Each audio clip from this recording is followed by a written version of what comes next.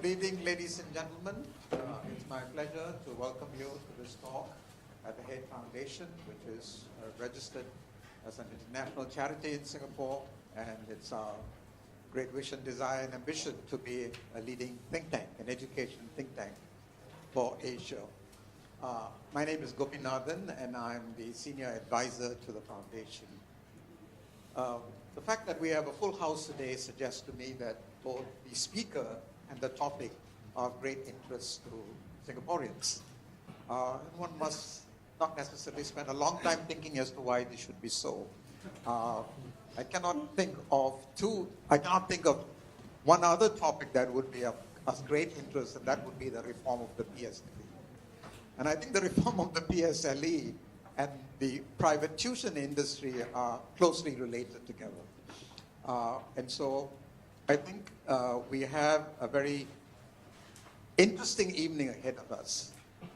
I went to school. My parents came from India. They spoke no English at home. I went through the school system and read English literature in the university.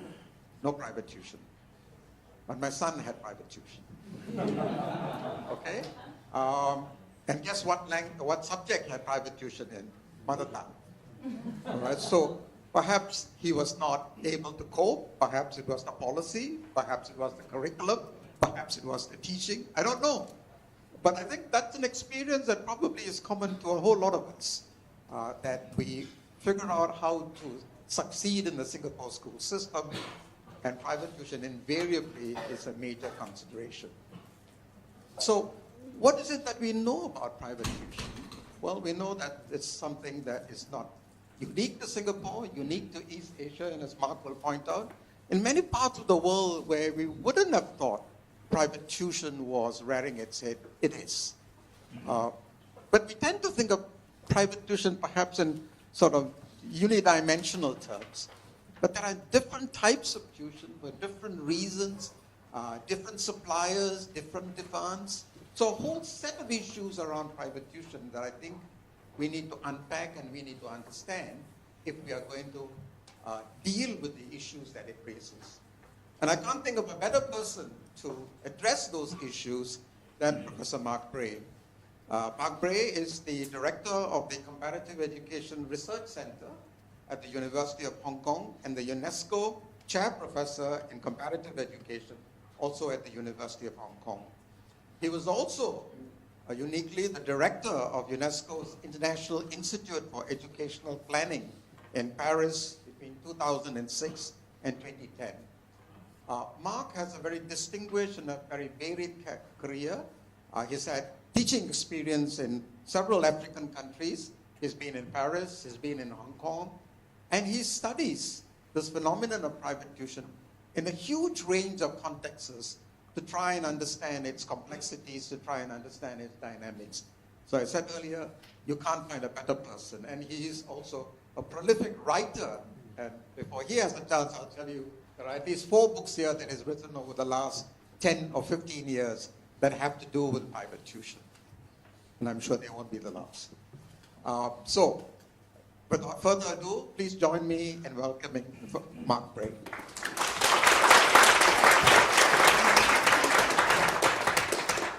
Well, thank you indeed, Professor Gopinathan, and thanks to the Head Foundation. It's a great pleasure to be here, making a sort of pilgrimage to Singapore, which I consider one of the homes of private tuition. The competing home is, of course, Hong Kong, and there are a few other competitors, but in the global stakes, Singapore is certainly competing vigorously. It is special, and it's delightful to have the people in front of me, but also the people behind me. In other words, there are others in this building joining in. Congratulations on managing the technology, and I'm glad to try to bring both together. We are using the technology to do that. There will be a question and answer session, and I know that the Head Foundation is making sure that they are recognized as well as those of us who are in the room. Now, already I know that there is quite diversity in this room. I've been chatting with a few of you to find out who you are and why you're here. But let me just ask, how many of you are or have been school teachers in this room? Up go a few hands. What about private tutors? How many of you are or have been tutors? How many of you are parents? And if the parents of people who are receiving tutoring, did your kids receive tutoring? Or no, it depends. Gopi, thank you for sharing your personal experience. What I'm going to do with you this evening is take you on, to some extent, a world tour, but as an outsider looking in, I'm going to tell you what I see looking in. So indeed, looking at my own biography, you're listening to a pure accent from England here. I'm born in England. Oh, I left England quite a long time ago. And have been working internationally on this topic. I'm taking a bit of a risk in coming to Singapore and telling you what I see in Singapore, but I want you to tell me more about Singapore. This is the risk of coming to somebody else's country. What I will be doing is sharing what's going on in Hong Kong, and you can compare Hong Kong's frenetic pace of tutoring and some of the stuff that you thought was really intense in Singapore may look more modest when compared with Hong Kong. We are also fairly much champions on this topic. So that in this presentation, what I want to do is have an overview. I don't want to talk so much that you don't get a chance to talk. And I do want to have some time for interaction where we can learn from each other, not just always from me, but within the room and the others outside this room in the other corridors. Professor Gopinathan has said that I've been working on it for a while, and it's true that I have particularly been looking at the expansion of private tuition. And in the field of comparative education, he's mentioned I'm a chair professor in comparative education. So it's a question of what indeed we can learn from each other, including Singapore. So what can others learn from Singapore?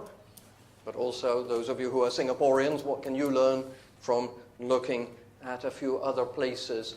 And indeed I have written various books. The first one was in 1999, which was the first global study of this phenomenon, published by UNESCO's International Institute for Educational Planning. It had a sequel 10 years later. Now, the reaction to the first book, the global reaction, tended to be, well, that's interesting, Mark Bray, but that's you people over there. That's Korea, that's Japan, that's Hong Kong, maybe Singapore, that's not us. 10 years later, the reaction, the global reaction was, this is us. This has become a global phenomenon, including in Europe, including North America, in Africa, in South America. And so the questions are, what's going on here? Why is it becoming a global phenomenon? That second book has been published now in 20 languages. Why 20 languages? Well, people think it's important. They also, to some extent, have felt, oh, we are alone in this phenomenon. Oh, you mean there are other places as well that have also got issues of private tuition? That's why they are interested in it. From the global book, the Asian Development Bank came to me and said, can we have an Asian version of it? And then 2014 is the next sequence looking at regulations on this topic. And within that, well, what are the questions are about the patterns in the scale of private tuition. I'm going to give you some numbers so that you can see the scale, what variations in the types of tuition, one-to-one, small group, internet, and so on. And then the question, what should we do in various capacities. What should governments do? What should families, including the students, and what should the industry do? Now, here's my first risk. Here is Singapore. Tuition Nation. How many of you have seen that video, Tuition Nation? Do you know what I'm talking about? It's a very clever one. If you haven't seen it, it takes 20 minutes. I'm not going to show it now because I want to use 20 minutes for other things. But you can Google Tuition Nation and you will find a rather well-constructed video. If we have got time at the end, if we go into extra time, maybe we will show it. But let me not show it now. Instead, I will come to the Straits Times, which in July polled 501 households using a polling company, Nexus Link, found that among the households with primary children, 80% were paying for tuition, and among the secondary one, 72%. My question, any surprise? Are you surprised by that? Surprisingly low? Surprisingly high? Those of us who have been following even previous Straits Times surveys may not have been surprised. But among the interesting things is that it comes from the Straits Times. That's one of my observations from outside Singapore, that a lot of the data on this does not come from the ministry, does not come from the industry, it comes from a newspaper. That's again where Singapore is ahead of us in Hong Kong. We don't have newspapers commissioning surveys in quite the same way. But historically, indeed, the Straits Times has been doing this for a while. And back in 1992, over 20 years ago, it also did a poll. At that time, they were referring back to a government household expenditure survey of 1982. What are we seeing there? Well, fairly obviously, growth. Professor Gopinathan, what year was your son in tuition? He may be one of these. What we seem to be seeing for Singapore is growth intensification. Typically, as I talk to people across generations, the parents have not received it, but indeed their children are receiving tuition. And the question is, why? What's going on? According to the Straits Times survey, the top 3 subjects, again, any surprise? No surprise to me. These are the popular subjects: English, mathematics, and Chinese in whatever combination.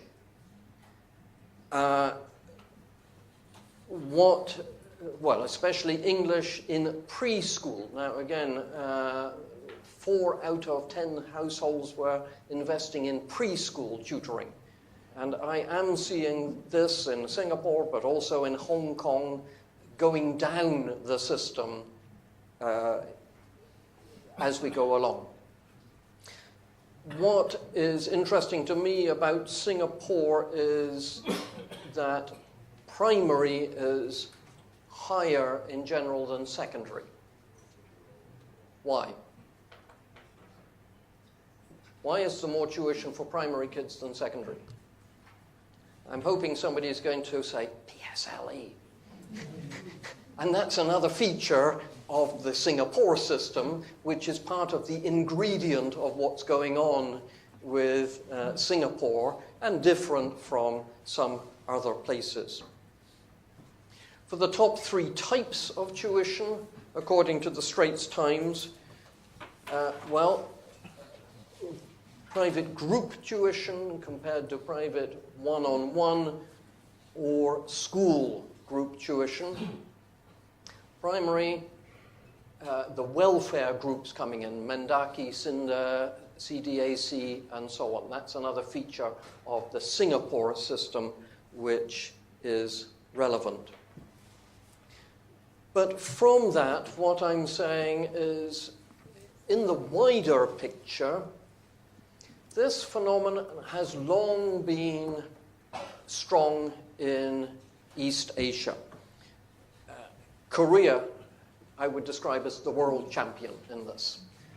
From the 70s, even the 60s in Korea, and the government of the Republic of Korea has been very strong. It even tried to prohibit tutoring at one stage. In 1980, there was a military government. Military governments tried to do things like that. They prohibited tutoring. It was illegal either to go to tutoring or to provide it, to receive it or to provide it. That was challenged eventually in the courts, and in 2000 it was declared unconstitutional. You cannot tell a parent that a parent cannot spend money on the parent's child. Since then, the Korean government has been grappling with it through market forces. Well, growing fast in our region, China, as in everything else, rising incomes, Confucian culture, and one-child family is a recipe for huge amounts of private tuition. If you want an investment tip, go to China, though it's already become pretty competitive there. South Asia, India, Sri Lanka, Bangladesh, Nepal, Pakistan, also, but with different characteristics, not as marketized as it is here, and emerging elsewhere. So for some numbers, let me pause while you look at those numbers.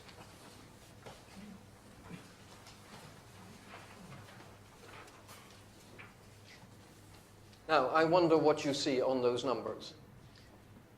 First, I would have to say the numbers have to be treated with caution. Even though they are precise numbers, it's quite hard to get good numbers on this topic. Families don't necessarily want to tell you, tutors don't necessarily want to tell you, governments don't usually collect statistics. So treat these as snapshots, but not necessarily precise snapshots. But as an indication, look at the types of places, the types of countries. I chose these ones just to highlight, we're talking about low-income countries as well as high-income countries. We're talking about Bangladesh, about Sri Lanka, we're talking about India, as well as Japan, South Korea, United Kingdom, Hong Kong. Now, the nature of the tutoring varies. In Bangladesh, it's more likely to be provided by teachers themselves, less than companies. But with variations, what I'm saying is there is a lot of it around. Back to the types of tutoring, well, some of you are tutors and or your children are receiving tutoring. Some of it is one-to-one. Others, it may be in small groups. Third, maybe in large classes. And this one, I will just say this, I'm going to tell you more about this man. He's in Hong Kong. In Hong Kong, the regulations put a maximum class size of 45. You can only have 45 students in a class by regulation. What does this man do? He has glass walls between the different sections. There is actually a glass wall there, but you can't see it because it's well photographed. So he's in one room and the videos are in the other rooms, and that's a way to get round the regulations on 45 maximum in the class. He's one of Hong Kong's star tutors that I'm going to tell you more about, and those of you who are feeling entrepreneurial in Singapore can think about whether you want to do the same thing. But in more recent times, we equally have internet tutoring. And this girl is perhaps in England receiving tutoring in mathematics from India or somewhere else like that. There are companies, Tutor Vista is one of them, which works across borders. The internet, no reason to be constrained by borders. Those of you who have face-to-face tutoring, yes, of course you are.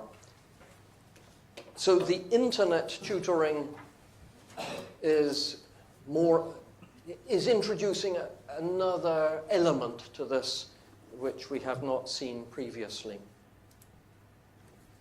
So who's providing it? Well,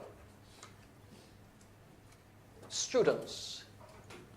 A lot of my students, I teach at the University of Hong Kong, a lot of my students do not do homework for me because they're doing homework for somebody else. They are providing tutoring to gain extra pocket money.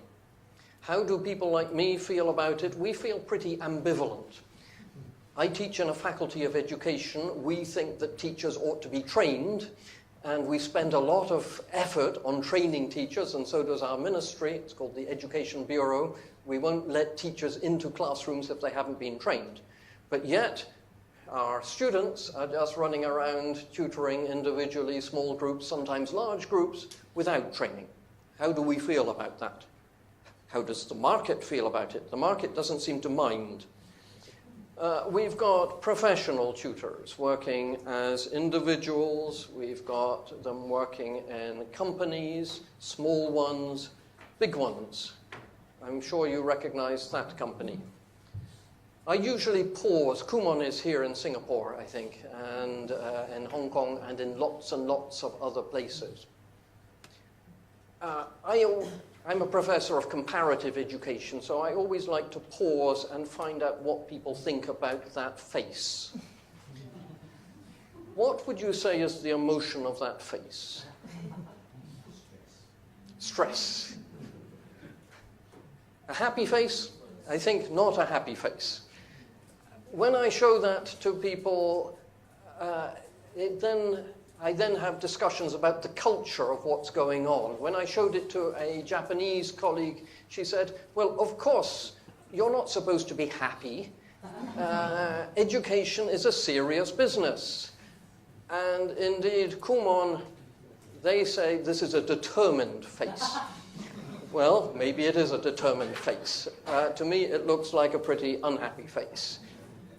But that's indicative of what's going on here, and it's part of the ingredients that we're talking about. Singapore, we've got then the additional ingredients of Mendaki or CINDA or the CDAC. And when we get to the discussion, you may want to talk about that. How do they fit into the ecology of what's going on, the different types of provider, the different types of student being tutored. Now, let me tell you a bit more about Hong Kong. In Hong Kong, we have star tutors. And our star tutors are pretty aggressive people. You know, they are being advertised on our trams, and they call themselves Godfather of Science, Brand A Tutor, Queen of English. Can you imagine our teachers in schools? At the moment, it's just Mrs. Wong or Mr. Chan or whatever. If the teachers say, instead of calling me Miss Chan or Chan Sir, please call me Brand A Teacher or Queen of English, might make our schools a bit more lively.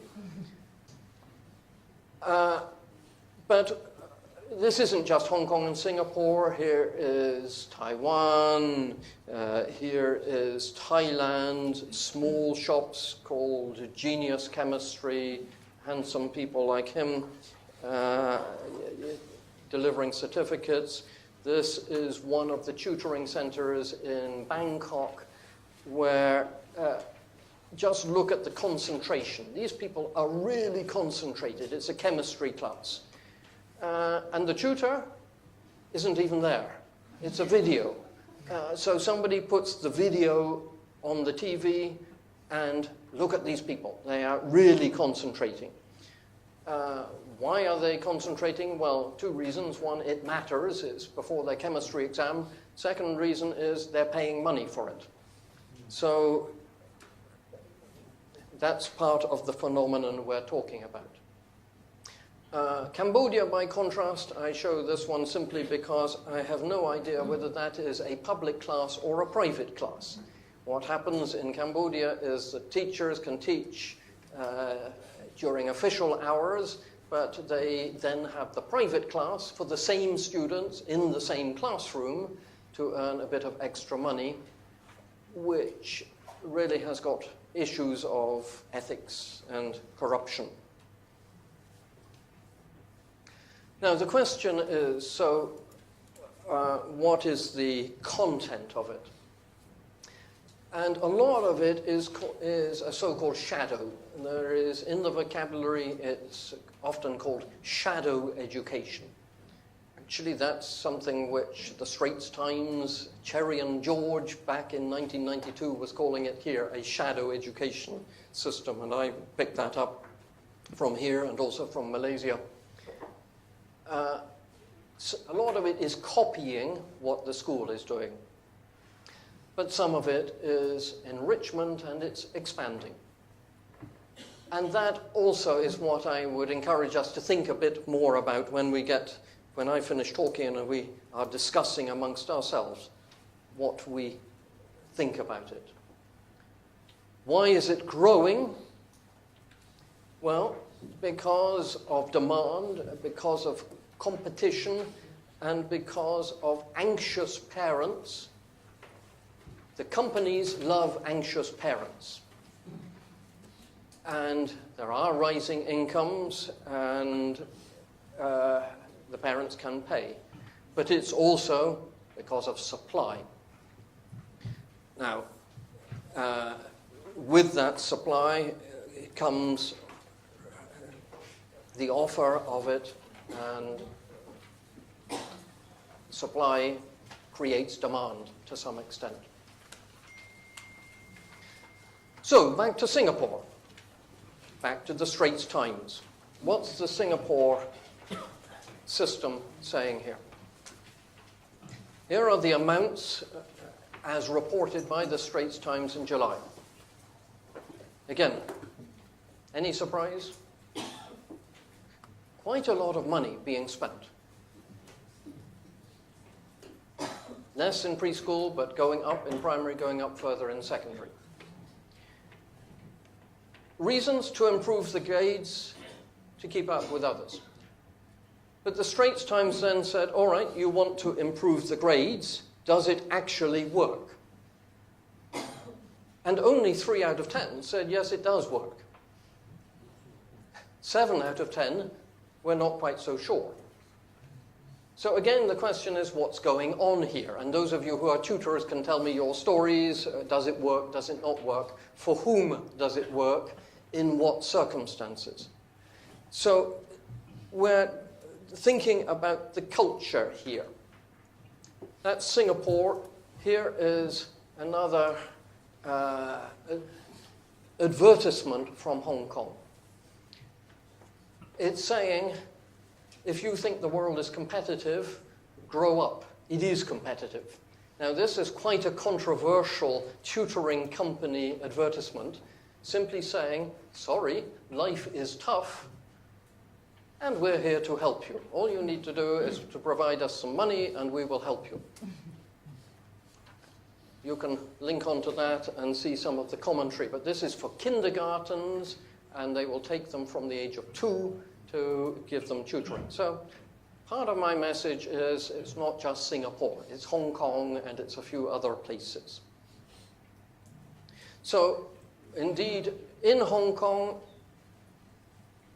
I have myself led a team. We have done surveys for our grade 9, 51.4%. We don't have the famous PSLE, so we are having less tutoring in primary and more in secondary.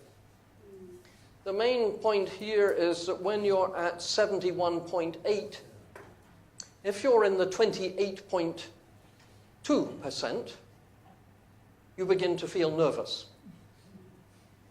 And the companies will encourage you to feel nervous.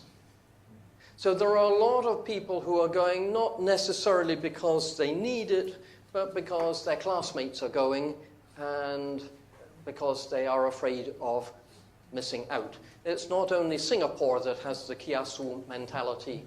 We don't use that word in Hong Kong, but we also have the fear of losing kiasu. For us, the subjects, similar. English near the top, maths, Chinese. Liberal studies, which is a new subject, is supposed to be creative, it's supposed to be untutorable. But in our sample, 13.4% were going to liberal studies, a lot of which is delivered in lecture-style mode. So even liberal studies is up there. And concerning the time, well, an average of about 4 going up to 5 hours a week. Well, plus traveling time, plus extra homework, homework from the schools, homework from the tutors. In Hong Kong, when we ask them, do they think it works? The students are much more positive than those parents reported in the Straits Times. The mean is 2.5, so anything above the mean is looking at things positively. So our secondary school students do think that it worked. But does it really work? The answer to that is it depends. What does it depend on? Well, it depends on the quality and skills of the tutor. There are good ones, there are bad ones. It depends on the motivation and the receptiveness of students. They are either receptive or not receptive, on the match between the tutoring and the school curriculum, and on the ways to manage the scarce hours of the day. And so, one of the great equalizers is that we all only have 24 hours a day. And one of the features of Hong Kong classrooms is that. Now, the question is, what's going on there? It could be that the daytime school is just boring. It could be that that child was up late last night doing the tutoring. And indeed, one of the quotations that I have from our interviewees is indeed that in some cases the friends do their tutoring homework in the school lessons, and indeed it may have the opposite results of what you're expecting. Those of us who are teachers, I wonder what you think of tutoring, private tuition. In Hong Kong, I see 3 groups. I see teachers who say, yes, learn from everybody. Please go to tuition. I see others who are offended by it and say, this is ridiculous. I'm a good teacher. How dare you go to tuition? I see a 3rd group who haven't even thought about it. It's the 3rd group that worries me most. I would want our teachers to be thinking. So in Hong Kong, what does it cost? It does cost quite a lot. We were asking about the opportunity cost for our secondary school kids. We did not find as big an opportunity cost as we had expected.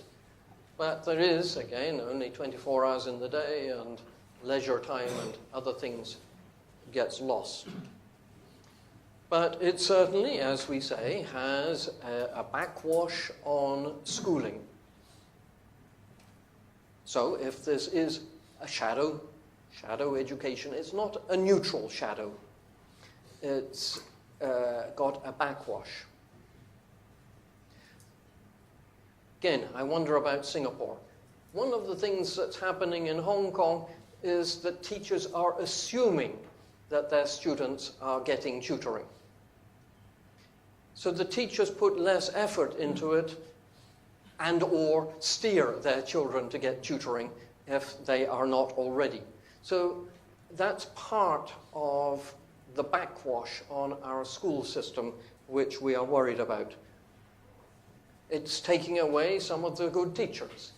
There are teachers who go into the industry and become great tutors, and the elites, I would argue, have got less incentive to improve the schooling because they are just taking the back door and paying for tuition.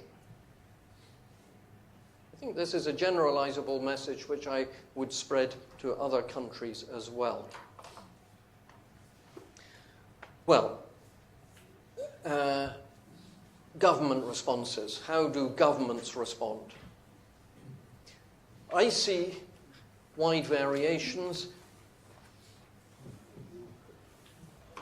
This has been the most common reaction for a long time. Ignore. Pretend it doesn't exist. Hope that it will go away. I'm sorry, it's not going away, government. So therefore I'm encouraging governments at least to monitor, probably to regulate and control, and possibly, now again, encouragement. There are some governments which encourage private tuition. The French government will give you a tax rebate if you pay for your private tutoring. 50% tax rebate on what you're paying for the tutoring. What do you think the companies think about that? They love it. They are then advertising that you're getting everything at half price and this is a real bargain. That is, in effect, encouraging it.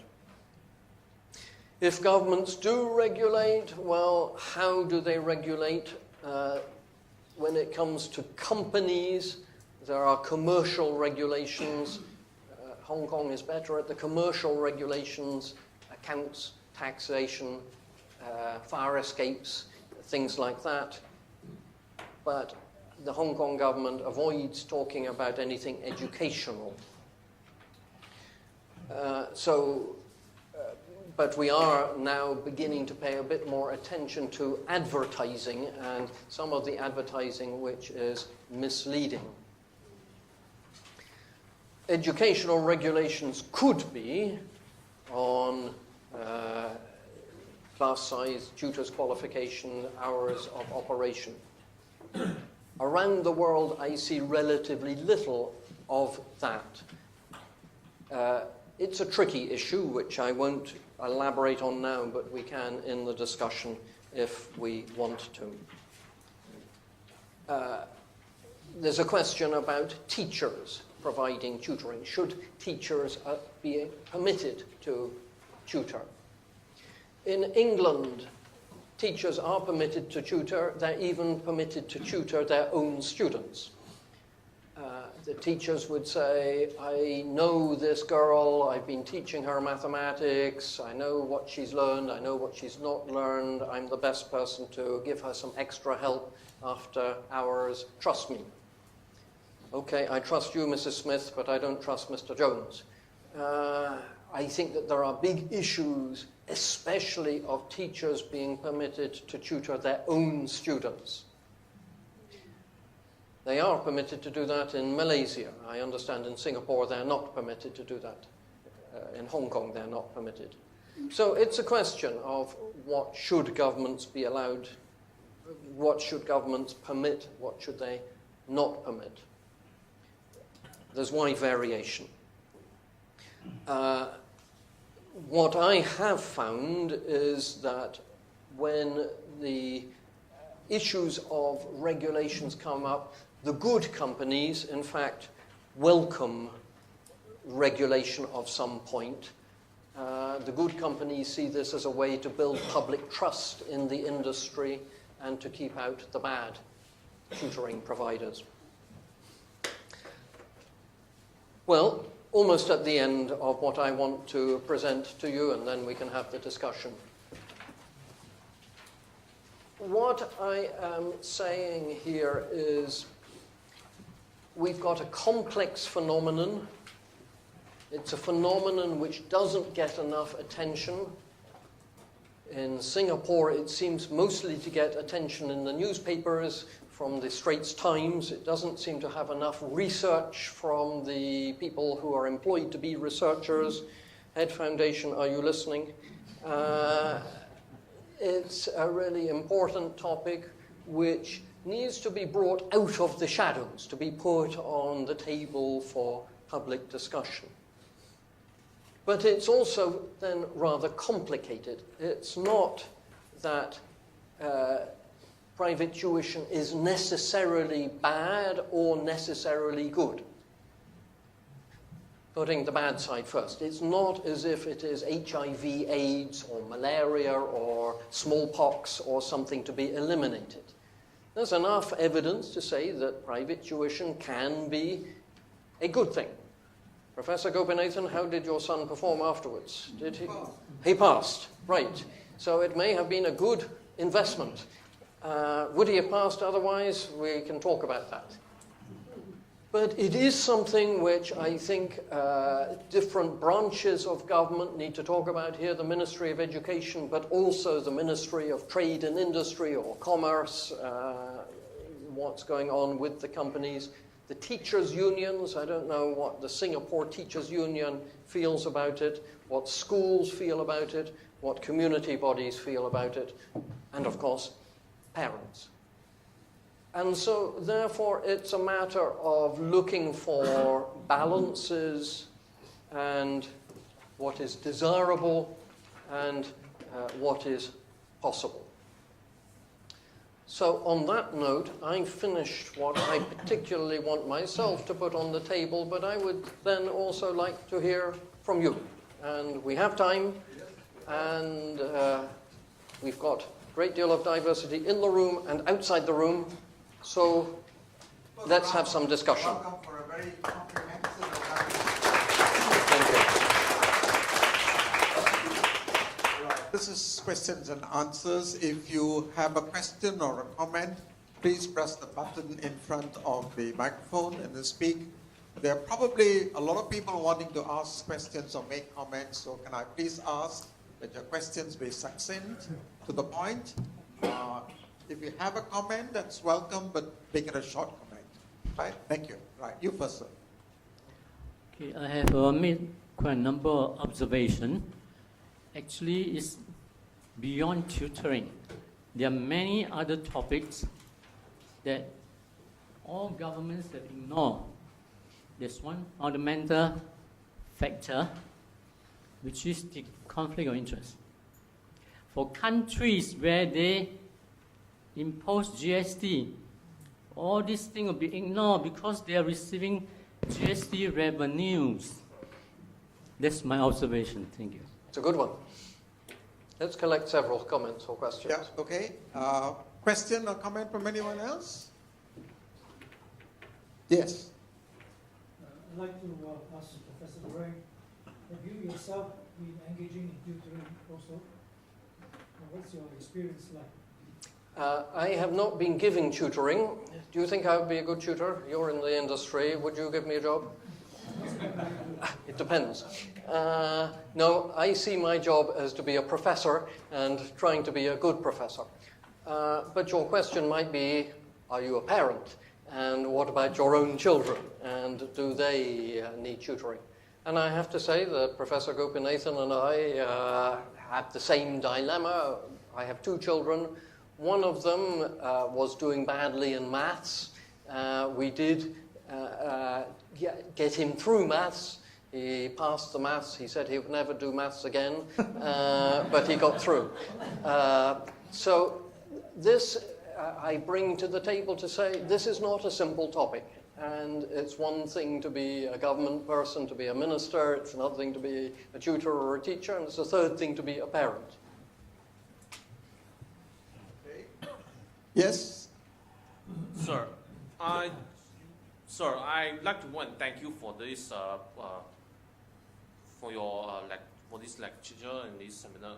I just wanted to go and ask if has there been any plans on doing an overhaul as far as tuition in general is concerned? An overhaul. Well, around the world, the Republic of Korea would be the strongest overhaul when it tried to prohibit it. And so I just, again, recall and slightly elaborate on the Republic of Korea. They were worried about it. The government, especially in 1980, was a strong government, a military government. It tried to overhaul. It simply didn't work. The tutoring went underground, and ultimately it was challenged in the courts. And I can give you the numbers of South Korea, and they are very high.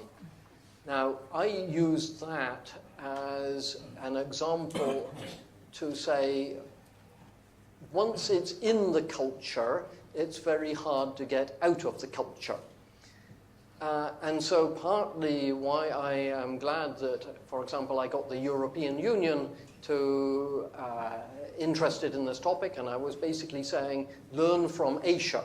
We've got a lot of experience of this stuff, and you still have the opportunity to shape the culture. So rather than the French government giving tax rebates, I would not encourage that, and I think that we should be steering it. So overhaul, there are plenty of government pronouncements. There are from time to time ministers around the place who get worried about it and try to discourage it. What I think we have to do is work more bottom up to figure out why it's existing in the first place, what parents are getting out of it, how to work productively on the theme. I'm a little puzzled by the French experience. Yes. Can you tell us why you think the French government is subsidizing private tuition? Well, the French government thought it was doing a good thing. First, what is the French government doing? It's saying anybody who goes to a registering tutoring provider, bring the receipt, and in your tax return, you will get a 50% rebate. Next question, who needs the tax rebates?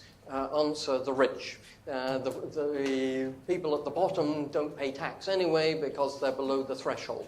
So the low-income people either have to pay the full price or don't get any tuition at all. The French government thought it was doing a good thing.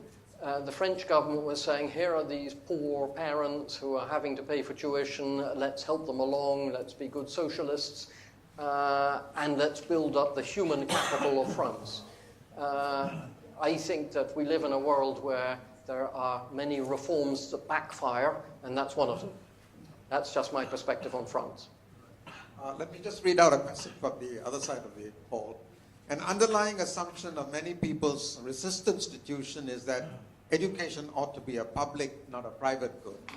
What is your opinion of the role of education, and how does it influence your perspective of the shadow tutoring industry?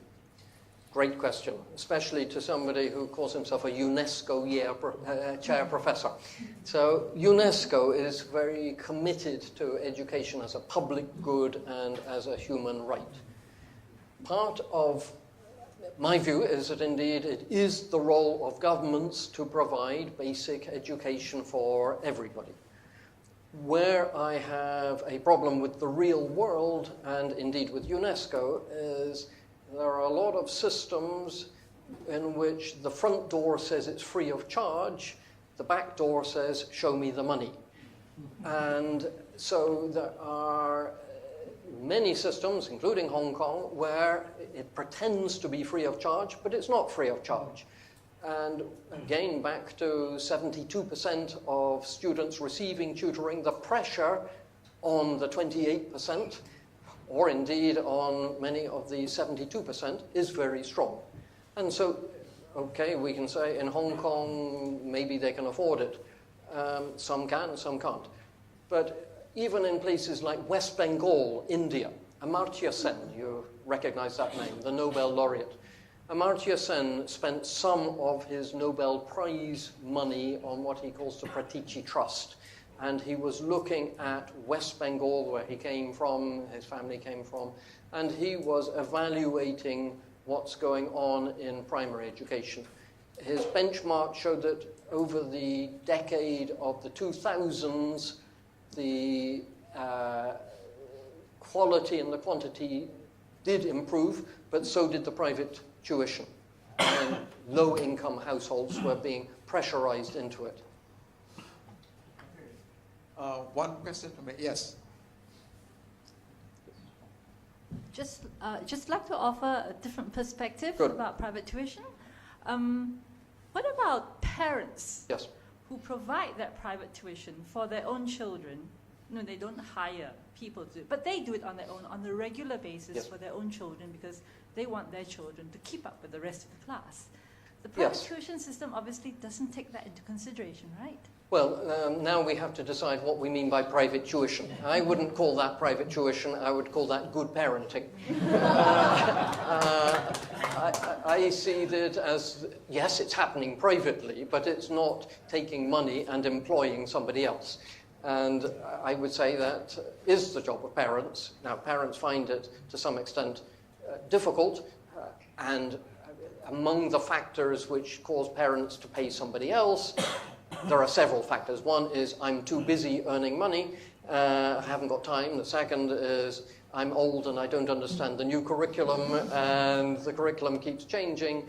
And the third, especially for teenagers, is I hate teaching my teenager and scolding her, and let me pay somebody else for the nasty stuff and I can have a sweet time with my teenager. So I applaud parents who do that. Are you one of them? Sort of. All right.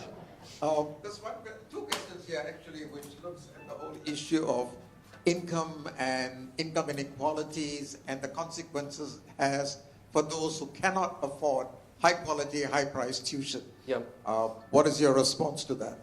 Well, we know from the empirical research, unsurprisingly, that the richer you are, the more tutoring you can afford, and the less rich you are, the less you can afford.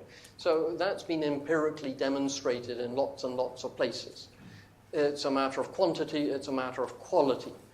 But having said that, quality is also pretty hard to judge in the tutoring industry. It's hard enough in the school system, it's even harder in the tutoring industry. But I would say that Singapore likes to talk about its meritocracy system. Others talk about the parentocracy system. And I think that private tuition mostly falls into the parentocracy system, where it's exacerbating inequalities. Okay. Anyone with a question? Let me check if anyone has. Yes. In your research so far, have you been able to define parameters based on which you think the child would be choosing? I'm not saying low marks, low marks could be for various reasons. Like the lady that pointed out, it could be at risk of using private home tuitions or something like that. So have we got any parameters? We do have parameters. In the book about regulations, regulations can only go so far. And what Oroquo and I felt when writing this is beyond regulations, we have to empower consumers, and we have to encourage consumers to ask the right questions. Next issue is, what is the right question? The questions would be, why am I considering tuition in the first place?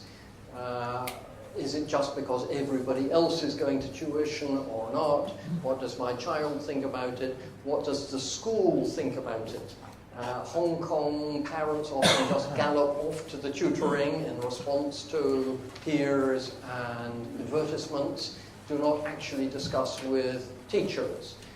The tutoring industry itself, my feeling about schools, we have good schools, we've got bad schools. We know that. But the range is relatively modest because we've got the Ministry of Education, we've got inspectors, we've got mechanisms for keeping the range modest. The tutoring industry, I would say, is much wider. There are excellent tutors who are better than the schools.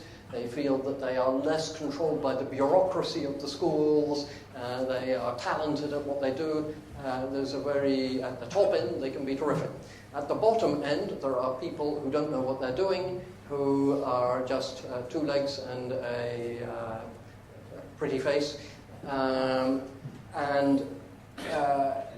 we have big issues. So what can we do? Well, yes, governments can have regulation, but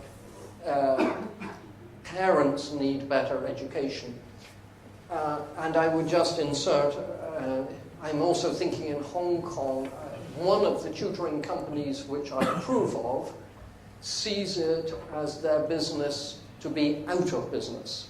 That is to say, it's a tutoring company that explicitly says, I will tutor your child as long as I think and you think that the child needs tutoring.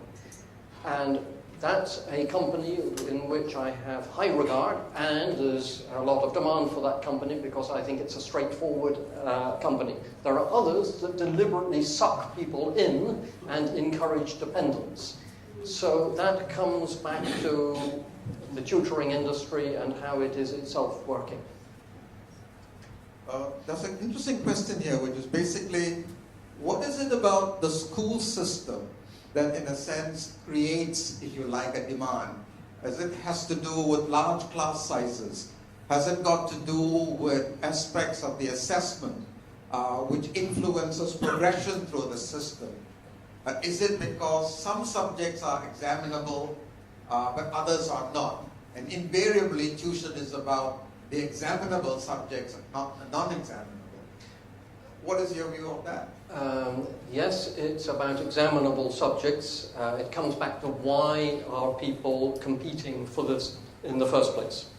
And it is competition, and it's how to get ahead in life. This is also why it's a shadow to some extent. When the curriculum changes in the government, it also then changes in the tutoring industry. Class sizes is a tricky one. On the one hand, yeah, it's quite hard to find school teachers who will ever admit that their class is small enough. So teachers are expert at complaining that classes are too large. Tutors sometimes, yes, have one-to-one, small group, etc. But at the other end will be the star tutors that I've mentioned who have got lecture theatres much larger than this. So then the question is, what's going on? Why are these kids and their parents paying to go to be lectured at? And the answer to that comes then into psychology and pedagogy. The psychology is, hang on, I'm paying for this. I'm choosing to go. I'm going to pay attention. The pedagogy is, these people can be good lecturers. They can handle it well. And some of our Hong Kong students prefer to be passive learners with relative anonymity. When I ask our Hong Kong students, why are you going and what are you doing? We have indeed video classes. So the live ones have got somebody like me. The video ones you just put in the CD and they're slightly cheaper. I ask students, why do you go? Well, partly they're slightly cheaper, but also for anonymity. I know the teacher is not going to ask me a question. Okay, then we have to think about different styles of learning as well as different styles of teaching. Any questions? Yes? Yes. I'd like to know. Go ahead. You've been trying several times, and you've been. Gopi, can we have this gentleman here because he was trying when you were. Oh, okay. I have two feedback. The first feedback is. Oh, I see. Sorry. Okay. All right. Go ahead. Sorry, we'll come back to you. Yeah, I'd like to have your opinion on how the tuition affect in Singapore, like a high-stake examination that is in place, and also like to have your view that how the private tuition affects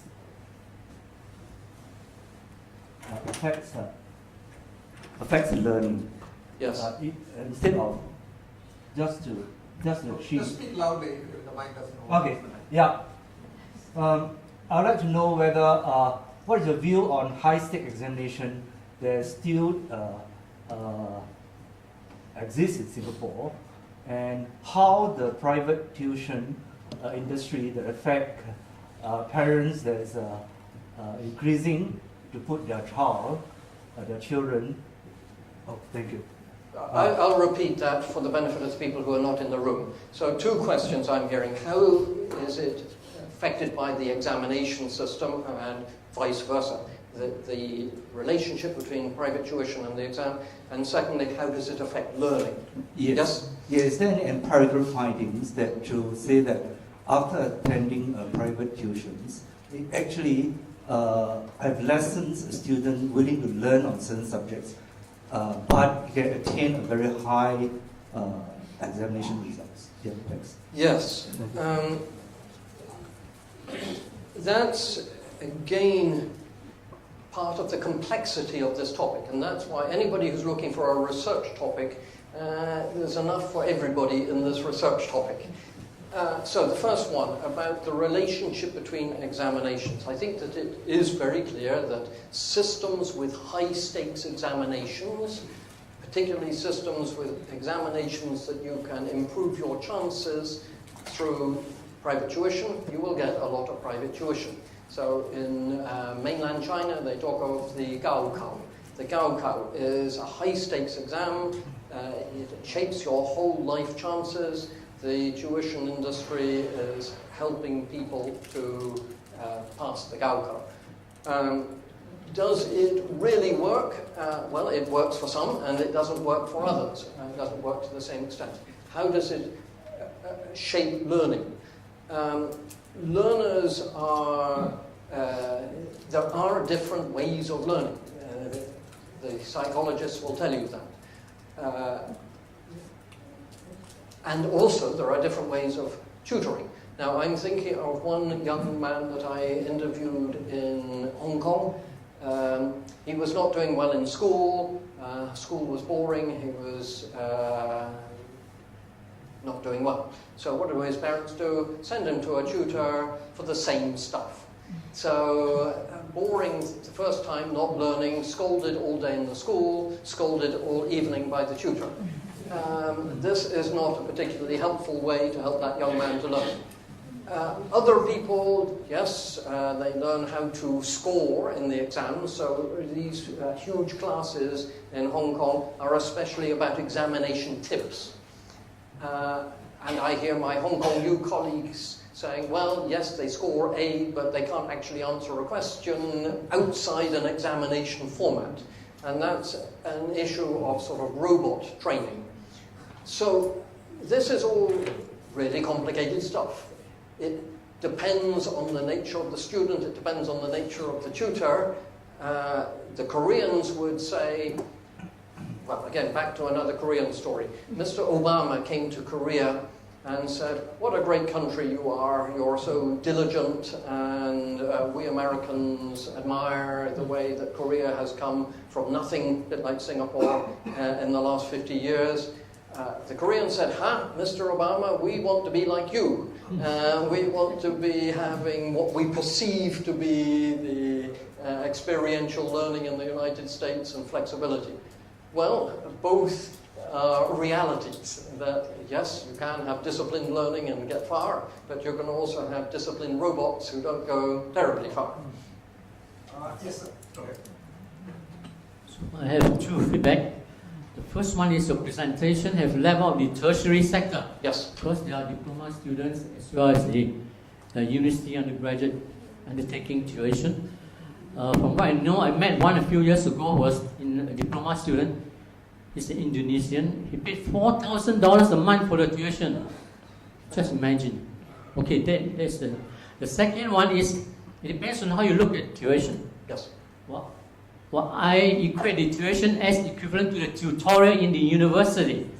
Therefore, in this sense, this tuition should be integrated in primary school, secondary school. That means after teaching, you have to go through a tutorial, which in inverted comma, we call it tuition. So this is the second part of education that was not integrated in primary school and secondary school. We should now be installed.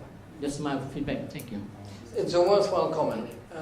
So again, I'm seeing the difficulty of the diversity within the framework of private tuition. We've got a huge diversity. You've got good tutors, you've got bad tutors. You've got one-to-one, you've got small group, you've got large lecture theatres, now we've got internet tutoring.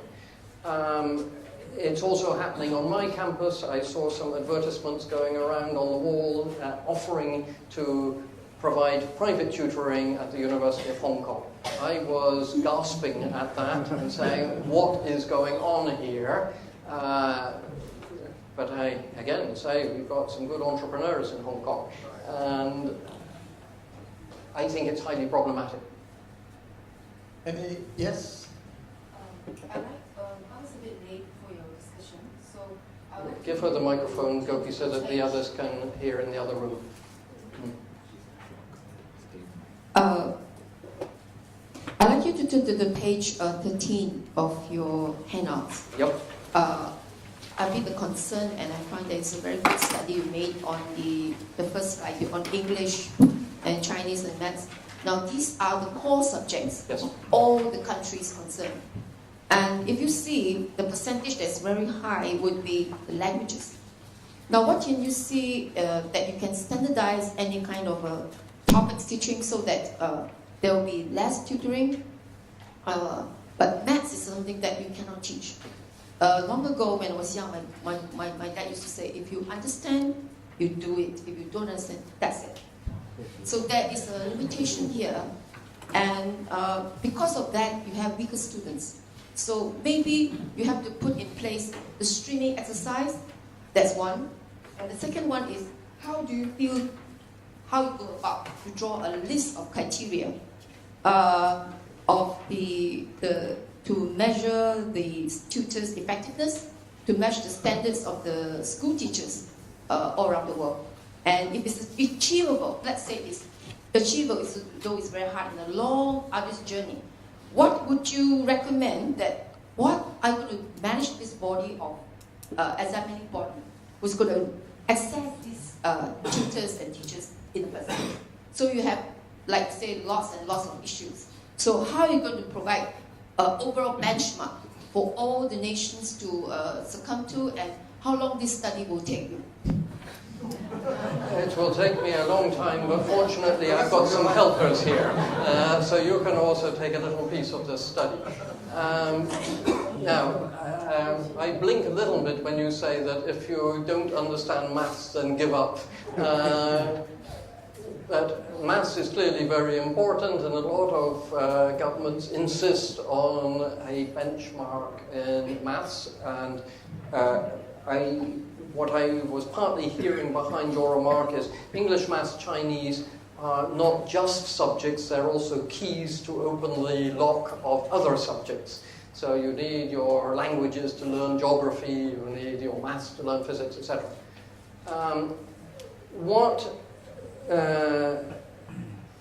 You also then talked about streaming. Now, Singapore is a country which believes in streaming. So then what I am seeing in Singapore is a shift of the government, that it has been strongly emphasizing excellence and meritocracy, but when 3 years ago the government did not release the top scores and is trying to back down on ranking of schools, I think that that's a step in the right direction. Perhaps the Singapore authorities feel, look, we've achieved what we needed to achieve by having competition, now it's time to step back a bit. But to me, it's an unsurprising thing that a system which does stream people into gifted education program and normal and send them over to technical vocational, then stratifies society. All right, a mountain with many peaks, nice idea, but parents also know which peak they want, and one has to continue working on that. So, Mark, I have a question for you. You said to some extent that it is conventional to think about East Asian societies, Singapore, as having a long tradition and history of private tuition, but that this is beginning to appear in other places, and certainly in Europe. What about Finland? Because Finland for a long time has been held up as one of those countries where far less pressure on students, far less tracking or streaming, and yet a high-performing system. Yes. Right? Is there tuition in Finland? It's growing, but it's still modest. So Finland, I mean, if you're saying to me, would I prefer to be a child growing up in Korea or a child growing up in Finland, the answer is Finland, please. Finland is still a country where parents generally trust the schools, where schooling is seen to be enough, where teachers are well paid, where it's difficult to become a teacher. It's competitive to become a teacher. Teachers are highly qualified, and so in that sense, Finland is an important place where still there is relatively little tutoring, but it's creeping in. And that then leads to things like the PISA rankings. All right, we used to be making pilgrimages to Finland, now we're making pilgrimages to Shanghai of all places. And I see the government of the United Kingdom, there's something called Chinese school. I don't know if any of you have seen this. There was a school in England which has got some Chinese teachers to come and bang some discipline into the students in England. An extraordinary thing to do, but it's all part of ranking, PISA rankings, and school rankings, and student rankings, and family rankings. The tutoring companies will rank you as a parent if you allow them to. Good. Yeah. We have some visitors from Sweden, so I was wondering whether I could ask you to make a brief comment about Sweden. It's actually interesting. We were talking before because we have a similar type of debate in Sweden, and we do also have a system actually for the tax rebates of tutoring. So it's been very interesting to hear this, but also that we have, of course, also I think the basic ideology of that education is a public good and Yes. it should be the same for everyone. Thank you. Thank you. Yes.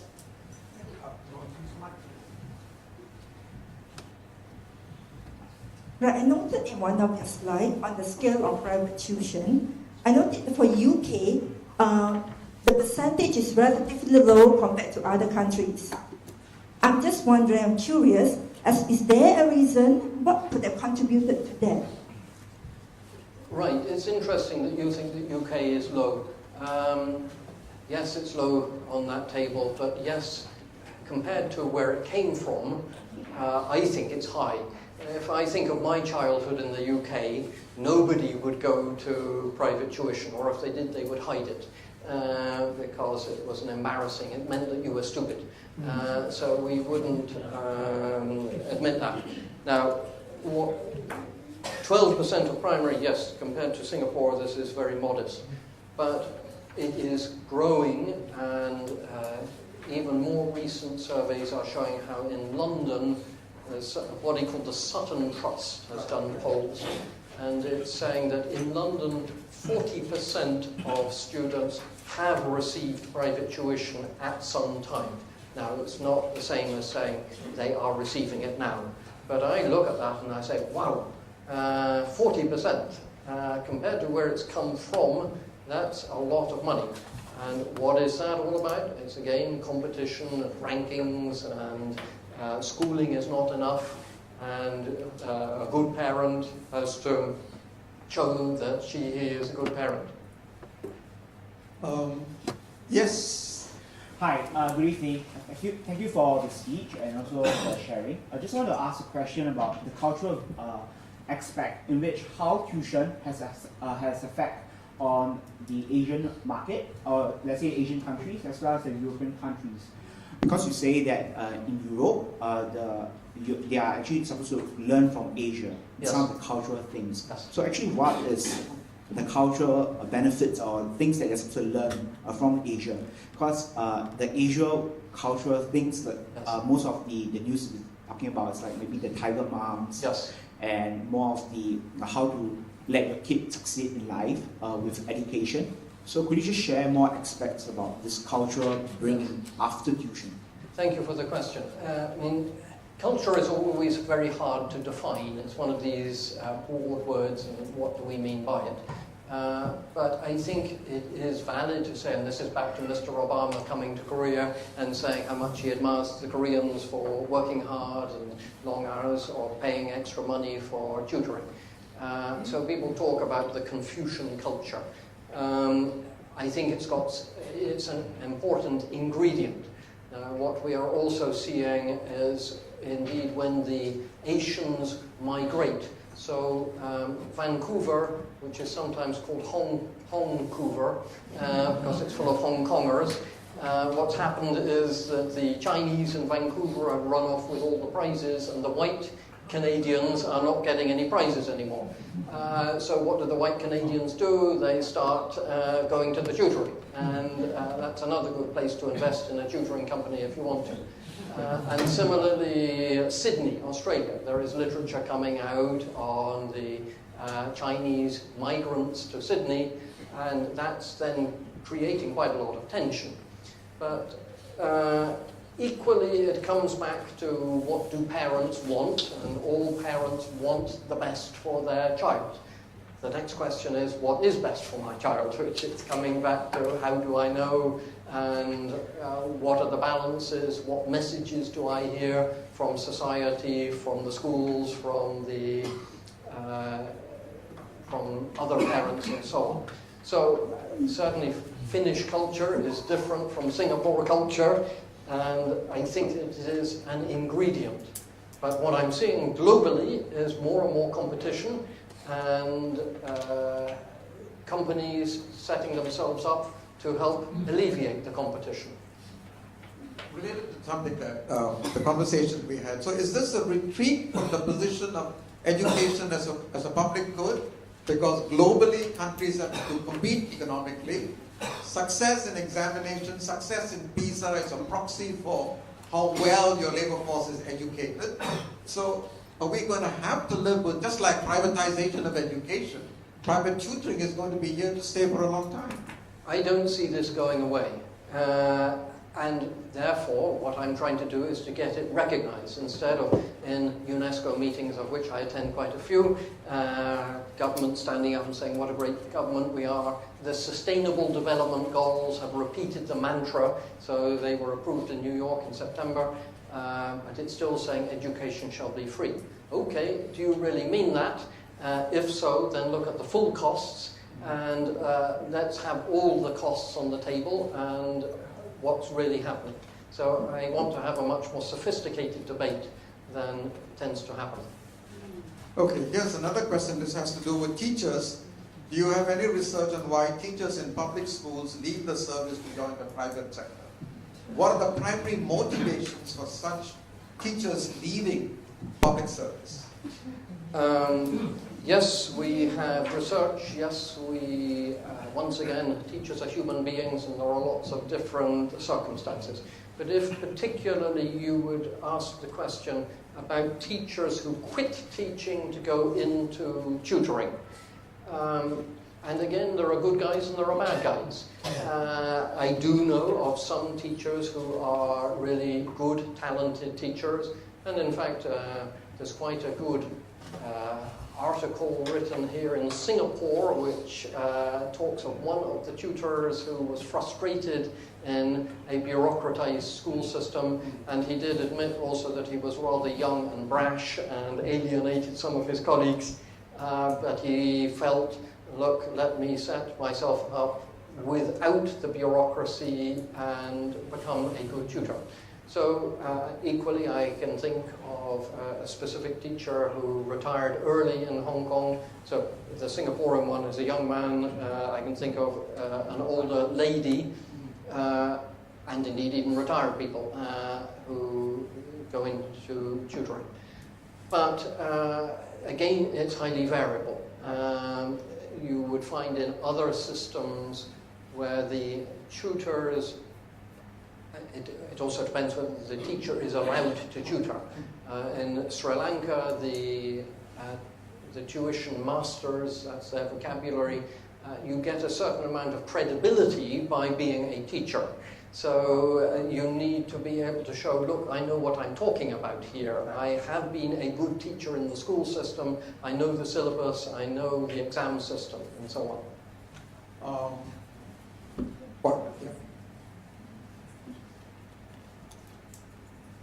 Hi, this is a comment, not really a question. Good. Just to emphasize the point that tuition may not be necessarily bad. Yes. I signed up to be a tutor when I was an undergraduate, and the agency matched me with a student. When I went to the student's house, I discovered that the student's mother was actually my tutor in uni. Right. So in case you are thinking about conflict of interest, yes. I have passed her module in year 1, I was then in year 2. Yes. And in case you're also wondering whether there's a bad parenting involved, I can assure you it's not. She taught communication skills. I was an undergraduate engineering. So I was teaching the students science and maths. The last I checked, she has now become a doctor and training to be an oncologist.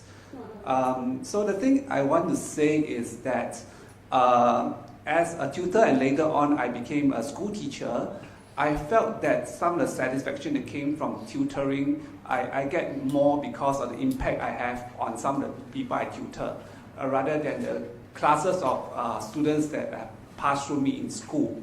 So that's just a comment. It's a good comment. And were you a good tutor when you... but I do see people who get a taste of being a teacher through tutoring. And some of them then become good teachers. So this is again part of the diversity in the mosaic. Thank you for sharing that.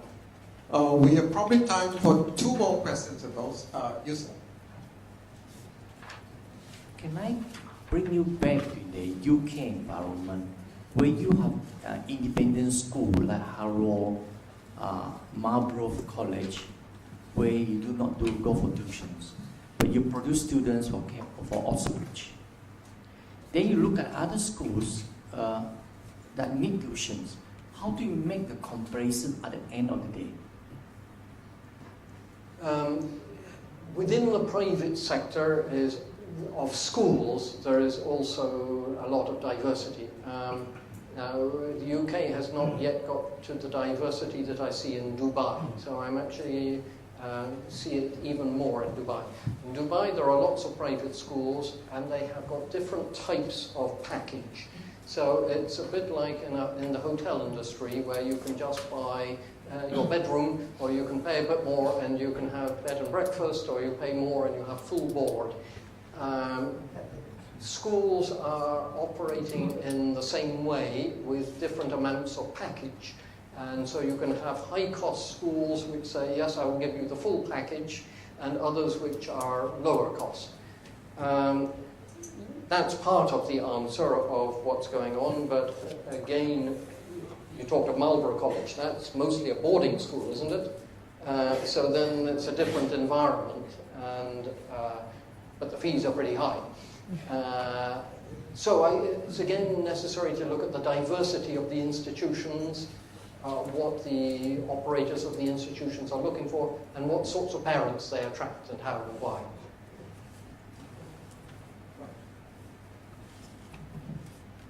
Professor Bray, your experience in Hong Kong is that the government of Hong Kong is quite laissez-faire, and therefore its attitude and approach to the tuition industry is unsurprising. Yes. Singapore has a different style of government. How would you characterize Singapore's approach, or the Singapore government's approach to the tuition industry? I perceive that the discussion in Singapore is mostly in the newspapers. It's in the Straits Times and elsewhere. The ministry, we have your senior state ministry a couple of years ago saying private tuition is not necessary in Hong Kong, and in Singapore, and she got jumped on by lots of people saying, well, you may think it's not necessary, but we think it is necessary. Now, I'm a bit sympathetic to her because she was trying to say, look, we are trying to run good schools here, and we want every school a good school.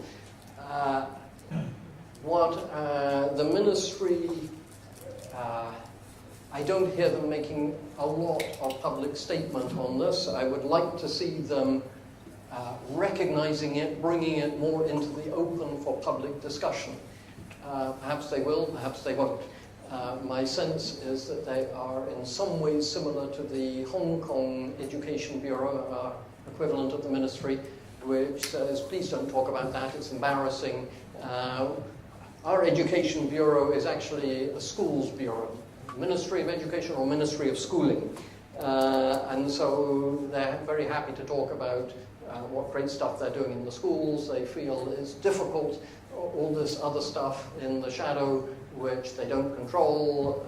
Sometimes they say this is a criticism of the school system. I don't think it necessarily is a criticism of the school system. I see great systems which have got a lot of tuition. I see hopeless systems, lousy systems in Africa and the South Pacific and elsewhere which have got rather little private tuition. So what is it saying? It's saying we live in a competitive world, and Singapore is famous for being competitive.